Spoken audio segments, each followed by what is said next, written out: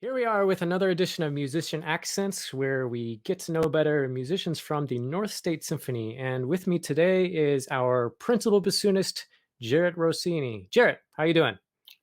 Swell, thanks. Yourself? I can't complain, other than not really doing much music for 13 months. But yeah, Yeah, other than that, it's great. I'm with you. um, first thing we do in all these, a lot of our musicians have very important people attached to them, and that is their chair sponsors. And you have been fortunate to have one for, I think, a while, and that's Elsie McIntyre. So I want to throw a shout out to Elsie. Thank you, Elsie. Yes, indeed. Elsie, thank you for the all important work of taking in our musicians and being a mother of sorts. But let's get back to you. How have you been holding up this past year? Well, other than the obvious, I'm fortunate. I'm healthy and life is good. So, uh, I guess I'm better off than a lot of folks. So, count my blessings, That's doing well. it's a good way to look at things. Yeah. You're playing, we're making music, Yeah. you're healthy. Mm-hmm. Life could be worse, actually. Certainly. Well, let's get into your origins, Jarratt. So tell us about, and without getting too graphic, tell It us was the about, 70s, I can't call tell, it. tell us about how you got started in music and how you picked bassoon. uh, this is a testament to uh, the public education system and the outreach programs that we all take part in some way, shape, or form, inevitably. Second grade, one of those introductions to the symphony where this was in LA County, Los Angeles County. All the second graders were bussed to watch I think it was the Pasadena Symphony. I don't know what symphony it was down there, but I remember vividly um, fighting with my friend Marcus next to me to my left, and then all of a sudden there were two people on stage playing duets on two bassoons, and that was the instance where I first encountered the texture personally of the bassoon, and since then I've just it's been in the forefront of whatever I'm listening to. So whether it's watching Warner Brothers cartoons when you're a kid, or listening to jingles and advertisements, or anything else, it's everywhere. But I'm biased, so that's all I hear. That's how I was introduced to the bassoon. And you said that was second grade? Yes. Wow, man. Yeah. And how many years after that did you pick it up?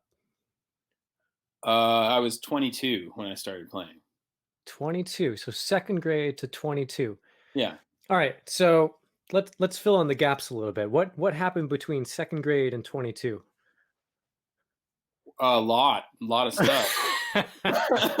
um, All right. yeah. Musically, what happened between second grade and 22? Musically, well, there wasn't. And unfortunately, in the same as I'm praising the same institutions, the only music available in the public school systems is oftentimes, or in my case anyway, marching band or some at best. And I am not the type of person to march for anyone. And so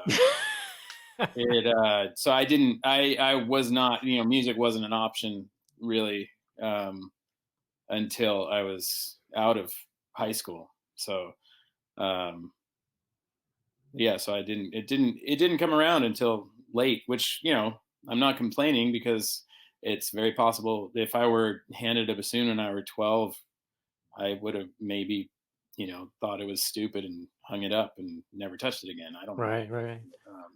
But yeah, it was, yeah, so I came to it late, and I actually started at 19 on oboe by accident, because like everyone, I thought that they were related, which they are, but very, very minimally, only by double reed action. But other than that, they couldn't be farther apart. So I had to do that for 3 years, and that was very painful.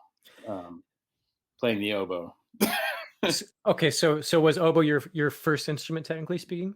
Yeah, yeah, yeah, basically, yeah, that was my first real instrument. And So that was I in college or otherwise? yeah, that was in college. I tried to play the saxophone when I was very young, but because I Oh was man. trained to my mom, there was this thing, and you blew on it, and there was this metal thing that comes out of it, and she, bless her heart, tried to rent me a saxophone, and I was like, that's not it. Oh my god. And yeah, so anyway, oboe was where I started really, and in retrospect, there's probably no better place to start from because it's the most difficult thing to do. I mean, Yeah. it's extremely difficult to play. So it was an easier progression to go from there down to the bassoon than from uh, I don't know where else, but yeah. Now you're speaking to obviously a non-bassoonist, but I did play oboe early on along with saxophone.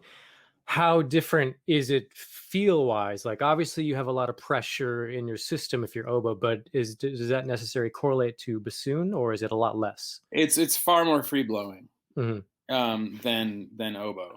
Uh, People liken, as you know, oboe to, if you were to blow up balloons, like the thin ones that they make animals and shapes with, like the clowns make, though, that would be the oboe. And then the larger balloons would be something more towards saxophone or bassoon, and then contrabassoon would be a gigantic Hot air balloon. garbage bag. Yeah, you have to fill up. So yeah. Nice, nice. Okay. All right. How hard was it since you picked up oboe and bassoon and really started any double reed, late in life for, other double reed players, how hard was it to get into reed making? That wasn't difficult at all. I really enjoy it. I We mean, do. I still do. I know I know a lot of people enjoy complaining about them, and I mean, it's an easy scapegoat. yeah, I just accept that I'm not very good at it, but I enjoy doing it. So power in numbers, make a bunch of them, and you'll get lucky. nice. That's my philosophy. How often do you have to make them? Um, well, in an ideal world, you're making one a day. Mhm. But the, as opposed to, and that holds over from oboe. Oboists make far more reeds, but that's because I started on oboe. I held that mantra and continued with it. It's not necessary. Mhm. Probably, I mean, and certainly there are great players that never make reeds, that only buy reeds, and far better than me, that hate making reeds. But that, I find it, um, I probably make about 20 reeds a month, It's not bad. something. I mean, I'm a saxophonist, and just adjusting reeds is frustrating enough for me. So I can't even imagine Yeah. having to go through the process of actually owning it from beginning to end. More power to you, Jarratt. More power to Well, you. yeah, yeah. I suppose you could also work harder on one and be as successful, as opposed to just giving up on one more readily, which is what I do. So I just look for a good piece of lumber, and if it's going to vibrate, it does. So Right, right. yeah.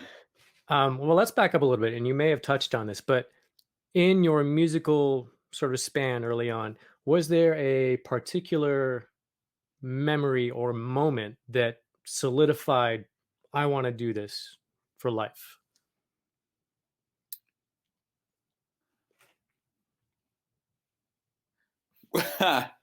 Well, it's a double-edged sword. I Hmm. mean, and then that would probably be my largest regret as well, possibly. Yeah, asking that question, because it's not the easiest life. But um, But you get to play pieces like Jennifer Higdon's Dark Wood, so there's Yeah, that. absolutely. Yeah. I get to try to play pieces like that. Um, uh,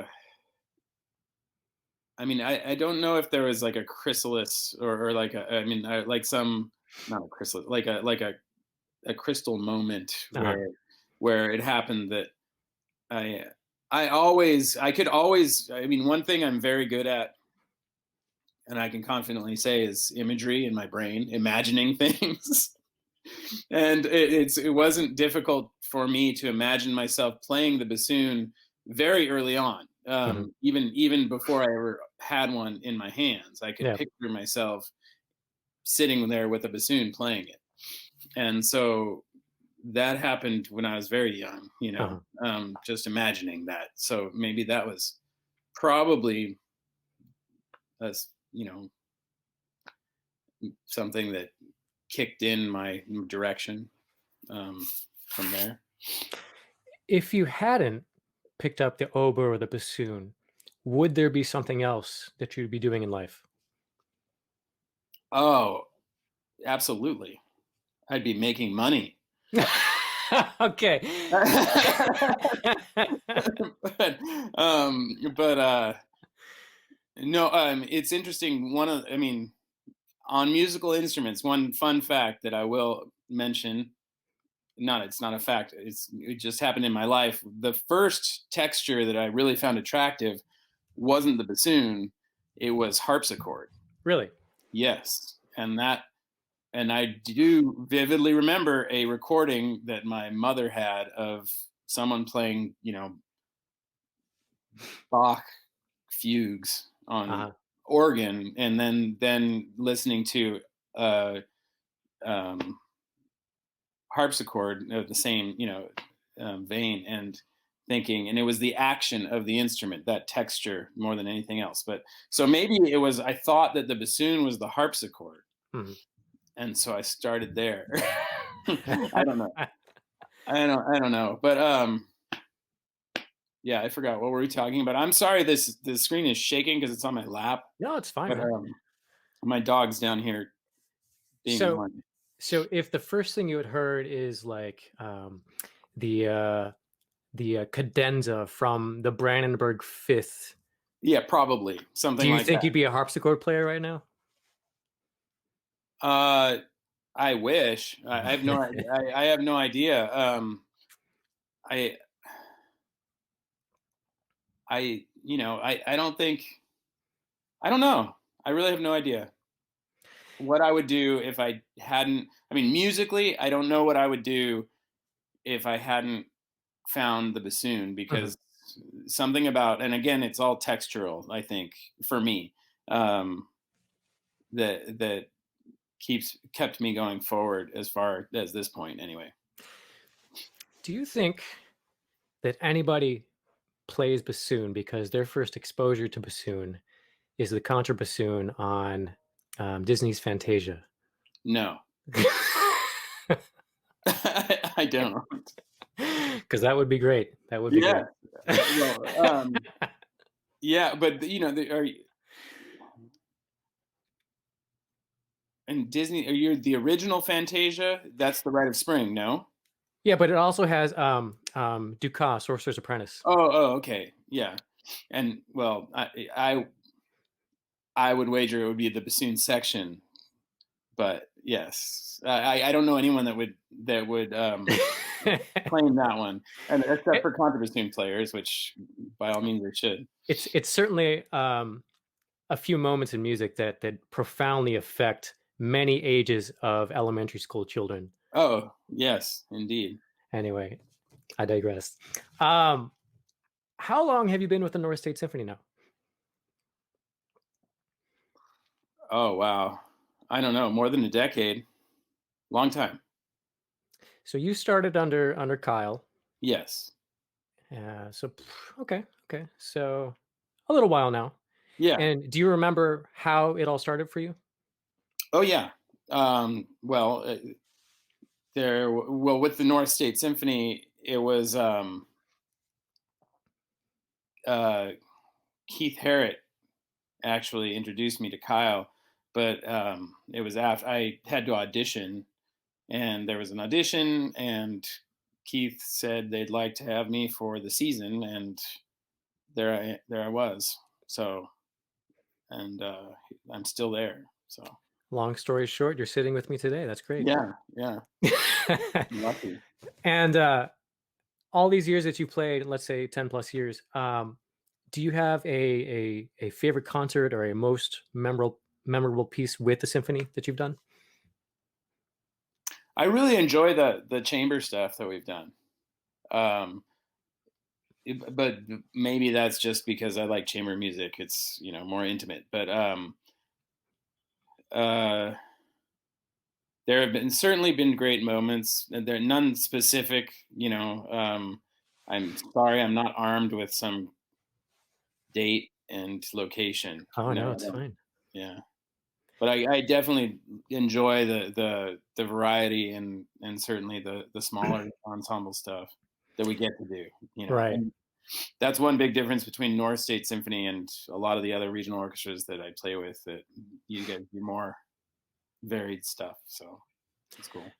And with chamber music, with orchestral music, are there specific composers that you love more than others? Do you have a favorite composer? No, um, I do find myself gravitating more toward things that I used to think were boring. Such as? Well, like for example, Haydn, you know, and I mean they're so endearing. All of those symphonies, and it used to be Mahler or nothing. These huge. I want to play Bruckner and Strauss. Only. And of course, I love Bruckner, Strauss, Mahler, everyone. But those more delicate pieces, I'm finding myself gravitating more toward now, which is interesting. Mhm. Yeah, just a change in taste. It's funny that you mentioned Haydn because I used to hate Haydn. Just Yeah, such, the old me would have said, "Oh my God, that's so boring." exactly. But then the old me saw the Berlin Philharmonic live for the first time doing all Haydn, 88, 89, and 90. And let me tell you, from that day on, Haydn was one of my top two favorite composers because you hear it done well so rarely. Oh yeah, no doubt. Actually, it was interesting. Kyle, I remember. I hope he doesn't watch this. He passed out note cards or something and asked, for the next season they were going to plan what we were going to play, and I said anything by Mozart or Haydn, and then afterwards, like a month later, I got to have lunch with him, and he was like, who would write that?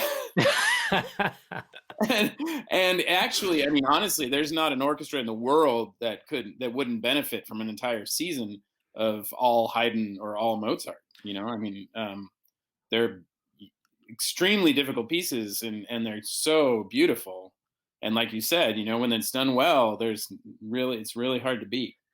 So anyway, What? Yeah, exactly. And what I've really appreciated about Haydn is when I was studying for my doctorate, I loved the most just talking about Haydn with my professor at the time, and really discovering that it's one of the most fluid scores you can bring to life. There's so mhm. much humor embedded in it, but it's so different for every person, for every conductor, for every orchestra, and that's what I like. Is just the amount of flexibility. Because if you just play the notes on the page, it's going to be excruciatingly boring. Oh, absolutely, If you bring out the music, oh my certainly, God, it's and some of the most and and that's one exciting of the music you can challenges play.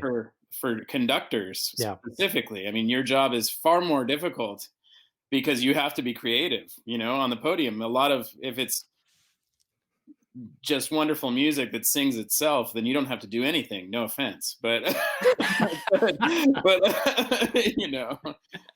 yeah, it really and there aren't those are the pieces that can really break a conductor, um, because they're so delicate and so transparent. We've only done one Haydn Symphony so far in my tenure here, and that was my first season. I don't know if you played that concert now, but that was, I believe, the 90th Yeah, symphony. I did. I did play when you were doing your audition weekend or Mhm. week. Um, But yeah, I think it's 89 or 90. One of those two we played, and it's the one with all the false endings, and it was mhm. so great. Just Yeah, just just teasing the audience like three times in a row. It was like, do we clap now? yeah. Perhaps. Oh man, I can't wait to do another one soon. The last question I have is a non-musical question. What do you love besides music? What are your hobbies? What do you do for fun? Oh my goodness. Well, and of course my initial profession was going to be professional surfer, Of but course. that didn't pan out. So yeah, I still do that. I've been surfing poorly for 39 years, Wow. and yeah, so Wow. I have to say that that is a hobby which I love to this day. And I love anything involving water. Mhm. I'm really a water person, so Do you water um, ski? no, I don't. I would, but I don't, which is such a catch 22. I It seems water skiing comes with a lot of gear, Yeah. and I try and avoid things with so much gear. But then I play the bassoon, which arguably has more gear than any other instrument. We have more crap on the stage than anyone else. Right. So, well, maybe that's why I avoid it. But no, I don't water ski nor jet ski. I've never sailed, um, which I wonder if that might be um, appealing. But it seems like you have to have a sailboat, and that Minor takes a lot. details. Minor Yeah, details. yeah, I've always wanted to learn sailing from the days that I spent in Boston, and yeah, we should take some sailing lessons, man. totally, totally. That would be. It used to be. Yeah, you used to be able to just walk down to like the marina, and they had these crazy races or something at night in San Francisco, and but now it's like a popular thing and you have to pay to do it. But they would just anyone would take anybody on because you had to have a certain number of bodies on your boat. I just can't imagine that is still legal. But because you'd have some angry skipper, and just somebody who very well couldn't even swim, or and they'd be on these racing boats. But I don't know. Maybe I just dreamt that. I don't. I've heard it from more than one person, I think. But Nice. um, yeah, it seems like fun, at least to learn how to sail. Hmm. So surfing's your big outlet, and so how often would you say you get out there? Not often enough, and it used to be that I would be able to give you the report of the conditions. Um, like today, it's not too windy. I don't know what the tide is doing, but I know that there's like a 3 to 4 foot swell Uh, westerly, and but that's about all I can give you. So you have to know what the conditions are. I hope to get out tomorrow or the next day if I can. nice. Yeah. So if I asked you where is the best place to surf in either the Bay Area or the Central Coast, what would you say? Um, it depends on the conditions, but Mhm. I really enjoy Ocean Beach, which is the beach of San Francisco. It's just a big beach break, Yeah. and it holds any direction of swell, so you're gonna get lucky more often there. There are super famous breaks. Santa Cruz is very famous. Pillar Point's famous, but they Is they're in. is is Capitola more of a surfer place than Santa Cruz? Because I've been to Capitola once, and I swear every person on the street was a surfer. Santa Cruz is a mixture, but like, I'm not. I don't know. okay. I would say it's probably a wash, really, I mean, because they're close together, so it's yeah, yeah, and I mean, to be quite honest, it's a lot different driving down Highway 1 than it is actually being in the water, telling who's surfing or not. Mhm. I mean, I grew up down south, and I point that way south. Uh, and there are a million people that look like they surf, but who knows? It's really, it really depends on the day and the conditions, whether it's a good place to surf or not, and the location. Um, I mean, I would wager that the lower the rent, the more surfers you're going to have, Mm, okay. because you have to be able to do it at any given moment, and you're at the whim of nature, and that means you have to have a job that you can either not do or or put off, so a lot of times those people who are actually surfing don't live in the high end zones. That You makes know, sense. it's funny. It in a lot of ways it sounds like downhill skiing, Yeah, yeah. but the types of people seem to be kind of the opposite. Oh, really? Such that most of the people who can afford to ski in like the Tahoe resorts, North Star, Yeah, wherever, for days and days at a time, are the more wealthy people because it's just ridiculous. Whereas surfing, you have the basic gear, you can do it whenever the conditions are okay. yeah, But like skiing, like you have, if you're on a very limited budget, like yeah. you want to make sure that you go and if you go whenever and the snow is bad, you're not going to complain. You're just going to be happy that you can afford a Right, day of skiing. right. But it's interesting anyway. I also, I kind of think it's a well, with skiing. I haven't skied since I was very young, but yeah, it must be insanely expensive. But there are injuries that happen, and I imagine they happen at the end of the day, most of them, because people Mhm. are tired, and they're also trying to get their hundredth dollar out of their ticket or whatever it is, so it's like, no, you can stop, and you're like, no, I paid for this, so I want to get on again. Maybe that's, I don't know.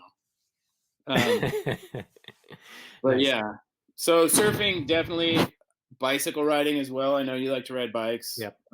but I don't ride across the country or do anything crazy like that.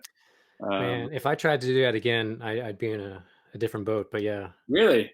Well, You're- I just feel out of shape compared to where I was in say like 2015. But yeah, I would love to do it again. I just re- I just remember well, one, because my diet's completely different now and I can't eat as much as of what I yeah, ate even 6 years ago. yeah, But I would ride my bike and I would strap like entire pizzas and then just eat everything. yeah. Stay at the cheapest hotels that had like the continental breakfast. That was the best part about riding across the country is I ate everything. Everything. Yeah, yeah, Everything. absolutely. So that is what I miss. I miss eating whole pizzas and Fruit Loops and Yeah. pancakes and waffles and whipped cream. Like, oh man. Well, if you decide to do it, then you can.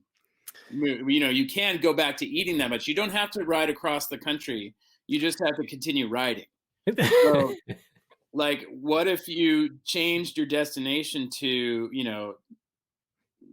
Portland or something, or went, only to Arizona instead of across the whole nation, and then you could eat, you just cover less distance, but eat, the same, because you're burning more calories as well. Right, but I wasn't gluten intolerant then, and Oh, I okay. wasn't on a low cholesterol diet then, so I didn't care about anything that Yeah, went into my gullet at that I point. see. I Yeah, see. Yeah, getting older sucks, as we all know. But absolutely. yeah, I mean, Absolutely. I miss my Papa John's pizzas, or no, it wasn't even Papa John's. It was the Little Caesars $5 pizzas that I ate all the time, man. I shouldn't have done it, but I did, and it's probably affected me today. Yeah. Yeah. Yeah. Same thing. Jamie and I would ride to, we would say we would just ride to the next sausage and beer, Yeah. and we would max out at around, we would average about 15 or 16 miles an hour, Yeah. which isn't very fast. So, Well, so I that mean, was, that's a nice pace. I mean, yeah. I mean, So when it was not hills, like it yeah. was going, but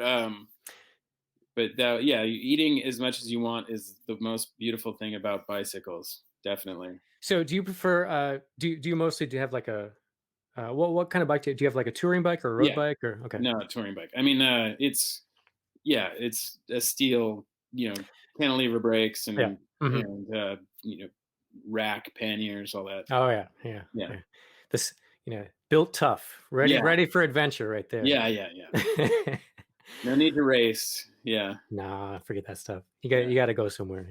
yeah, But no, and honestly, the best part of that trip, aside from all the eating, was leaving every day and having no idea what the day was going to entail, where I would sleep that night, and even what town I'd be in. So yeah, I miss that sort of freedom.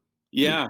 Absolutely. It's a reason to get back on your bike, man. I mean, you can still do it. I mean, you could do it within California, certainly. I mean, Santa Cruz to Monterey, and we actually did that just during the pandemic. One You of our, did. well, yeah, we rode from Napa over to Guerneville, which is on Mhm. the Russian River. Stayed at a friend's house. Rode from the Russian River to San Francisco. These aren't long distances, No. and stayed at a friend's house. Rode from San Francisco to Santa Cruz to Monterey, Monterey to Big Sur, and then back to Monterey and got a U-Haul truck, which is cheating. But then we just drove our bikes back to home. Drove our bikes back home, and yeah, that was a great trip. But we camped the whole. I mean, Oh, we nice. stayed at a friend's house and we camped the rest of the time, which was cool. Gotcha. Gotcha. That's a nice trip, man. Yeah, So what was the most mileage per day that you did? I think probably thinking the well, no, I'm thinking the biggest pull was from Santa Cruz to Monterey, but that's because I broke a rim. We had more mechanical failures ever than any other bike trip on that Yeah. trip. It was all Really? on my bike. I split a rim and had to buy a new Wow. wheel, and then broke a chain. And the only tool I didn't bring was a chain tool and Uh, a link, and so had to and two different bike shops, two stops where we had to find a bicycle shop. Hopefully, it was open and rectify the issue. all right. So that was the adventure day, but so it felt a lot longer than it actually was. Ah, And the wind, because those flats out in the artichoke yeah. field, those get pretty windy. But I don't know what the longest mileage was. I mean, probably no more than 100 miles Mhm. at max. So That's still a long day. yeah, oh yeah, yeah. I mean, it's particularly with a bunch of crap on your bike. A heavy bike, a Oh, Sentry is a lot. I know. Usually, we max out around 60 miles, something like that. Yeah, I remember my first attempt at cross country. I had my Surly long haul trucker, which is No, I know pretty that's a heavy heavy bike. bike. I think it's Yeah, a 40-pound bike with 60 pounds of crap. yeah, So exactly. try taking that over the Rocky Mountains. Yeah. Fun How time. long did it take you? I mean, the whole trip. Well, that was my first attempt. So I made it from San Francisco to Denver, and then I had to stop Oh, because I had a conducting engagement a few weeks later. But it was a real eye opener. I learned what my limits were on that trip, my physical and mental limits. And then the next summer, I adjusted, took my road bike, and yeah, just did it as fast as I could. yeah. So Interesting. very very different feels, because the first time I took my tent, all my gear, I Yeah, camped, realized that as much as I love camping, I can't camp and feel good about riding 100 miles the next day yeah. It's because my tough. back just does not like that.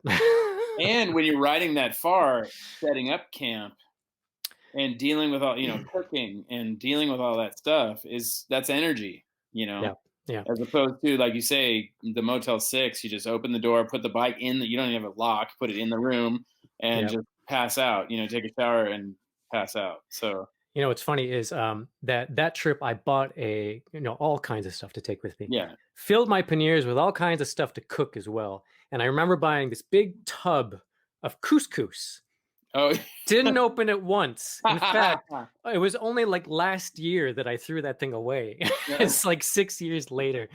But yeah, I just didn't have the energy to cook as much as I wanted to cook. It was mostly the basic stuff or the prepackaged stuff or Yeah.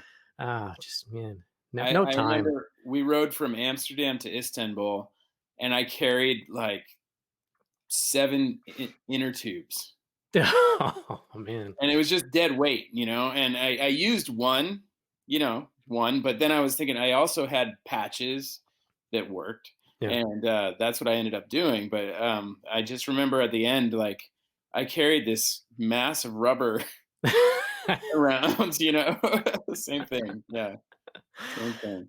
Well, Jerry, it's been a pleasure learning about surfing, bassoon, and lots of other various things. And mostly, I can't wait to get back in the concert hall with you and Oh, actually absolutely, that'll be great. perform for an audience. But Yeah, I can't wait. That'll be it, that'll be a good day when we yeah, can get back in. in the meantime, we get to experience our lovely virtual premiere of Darkwood. And Yeah, outdoor Darkwood. Yeah, yeah, with the birds. Yeah, man. All right, Jared. Anyhow, Well, thanks that was fun. for taking the time to chat with me, and we hope everyone enjoys learning more about our principal bassoonist. Thank you, Scott.